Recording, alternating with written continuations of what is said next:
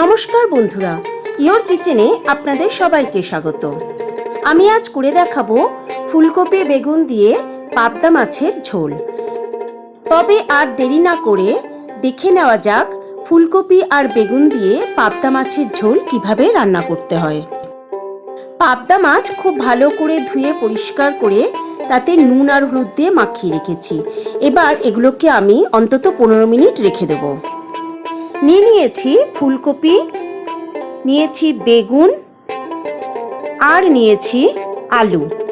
সমস্ত সবজিগুলোকে খুব ভালো করে ধুয়ে পরিষ্কার করে নিয়েছি ধনেপাতা কুচি, টমেটো আর কাঁচা লঙ্কা। একটা বাটিতে নিয়েছি কালো সর্ষে, তার মধ্যে দিলাম একটু নুন আর দিলাম কিছুটা জল। এবার এটাকে আমি অন্তত আধ ঘন্টা এভাবে ভিজিয়ে রাখবো। এভাবে ভিজিয়ে রাখার পর সর্ষে বেটে নিলে সর্ষে আর তিতো হওয়ার ভয় থাকে না। প্যানে দিয়ে দিলাম সর্ষের তেল। তেল গরম হতেই এর মধ্যে দিয়ে দিলাম নুন আর হলুদ দিয়ে মাখিয়ে রাখা মাছগুলো। প্রথমে আমি 4টে মাছ দিয়ে দিলাম আর এটাকে হালকা করে ভেজে নেব। খুব বেশি ভাজার প্রয়োজন নেই। মাছগুলো ভাজা হয়ে গেছে, এবার এগুলো আমি তেল থেকে তুলে নেব।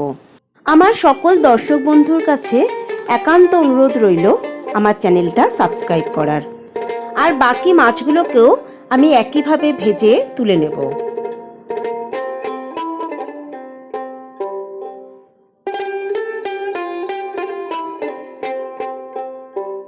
এবার ওই তেলের মধ্যে দিয়ে দিলাম কেটে রাখা ফুলকপি। এবার আর তার মধ্যে দিয়ে দিলাম সামান্য নুন আর দিয়ে দিলাম সামান্য হলুদ গুঁড়ো। ফুলকপিগুলোকেও খুব ভালো করে ভেজে নিতে হবে।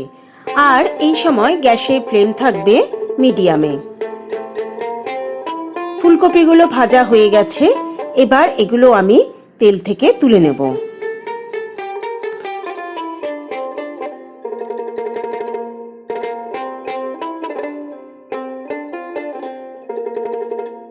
এবার তেলের মধ্যে দিয়ে দিলাম কেটে রাখা বেগুন।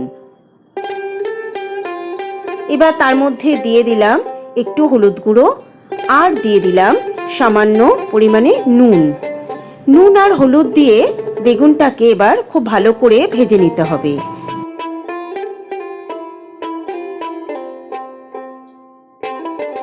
বেগুন ভালো করে ভাজা হয়ে গেছে, এবার আমি এগুলোকে তেল থেকে তুলে নেব।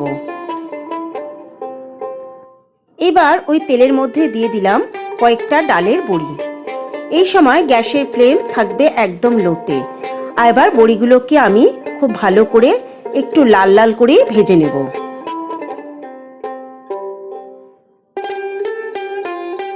বড়িগুলো খুব ভালো করে ভাজা হয়ে গেছে, এবার এগুলোকেও আমি তেল থেকে তুলে নেব। এবার তেলের মধ্যে দিয়ে দিলাম কিছুটা কালো জিরে। একটু তেলের মধ্যে এটাকে নাড়াচাড়া করে নেব। এবার এর মধ্যে আমি দিয়ে দেব কেটে রাখা টমেটো। এবার এই টমেটোর মধ্যে আমি দিয়ে দেব একটু সামান্য পরিমাণে নুন দিয়ে টমেটোটাকেও খুব ভালো করে তেলের মধ্যে ভেজে নিতে হবে। প্রায় মিনিট খানেক টমেটোটাকে ভেজে নেওয়ার পর এবার এর মধ্যে দিয়ে দেব 1 চামচ আদা বাটা। গ্যাসের ফ্লেম আমি একদম মিডিয়ামে করে দিয়ে আদাটাকে খুব ভালো করে ভেজে নেব।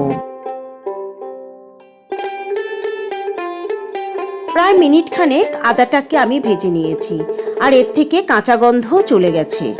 এবার আমি এর মধ্যে দিয়ে দেব 1 চামচ জিরে গুঁড়ো, একটুখানি হলুদ গুঁড়ো, 1 চামচ কাশ্মীরি লঙ্কার গুঁড়ো, হাফ চামচ লাল লঙ্কার গুঁড়ো।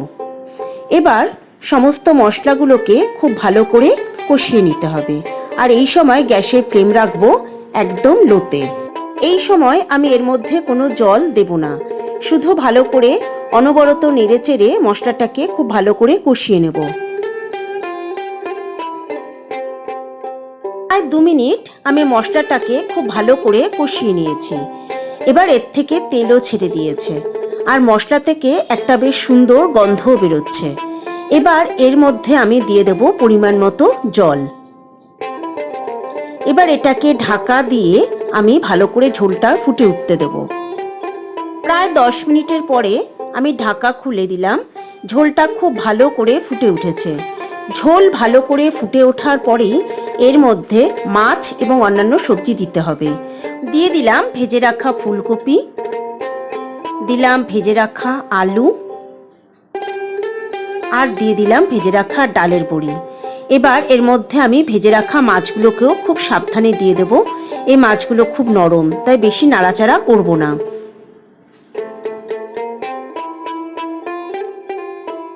এবার গ্যাসের ফ্লেম লোতে করে দিয়ে আমি এটাকে ঢাকা দিয়ে প্রায় 15 থেকে 20 মিনিট রান্না হতে দেব। ফিরে এলাম 15 মিনিট পর। ঢাকা খুলে এবার এর মধ্যে আমি দিয়ে দেব সর্ষে বাটা।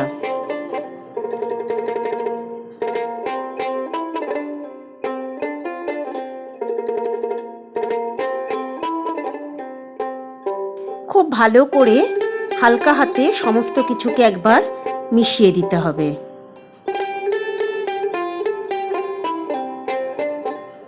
এবার এর মধ্যে আমি দিয়ে দেব আগে থেকে ভেজে রাখা বেগুন। বেগুন আমি আগে দিইনি।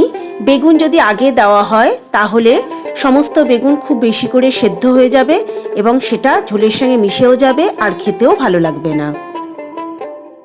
এবার এটাকে ঢাকা দিয়ে হাই ফ্লেমে আমি আরও 2 মিনিট রান্না হতে দেব। ফিরে এলাম 2 মিনিট পর। ঢাকা খুলে সমস্ত কিছুকে খুব সাবধানে একবার নেড়ে দেব। এবার সব শেষে এর মধ্যে আমি দিয়ে দেব ধনেপাতা কুচি। এবার আমি গ্যাসের ফ্লেম বন্ধ করে দেব। তৈরি হয়ে গেল আমার আজকের রেসিপি ফুলকপি বেগুন দিয়ে পাবদা মাছের ঝোল। গরম ভাতের সঙ্গে আপনারা পরিবেশন করতে পারেন ভীষণই টেস্টি এই পাবদা মাছের ঝোল। রান্নাটা ভালো লাগলে একটা লাইক, কমেন্ট ও শেয়ার করার অনুরোধ রইল বন্ধুদের কাছে। তবে আজকের মতো বিদায় বন্ধুরা। সবাই ভালো থাকবেন, সুস্থ থাকবেন। নমস্কার।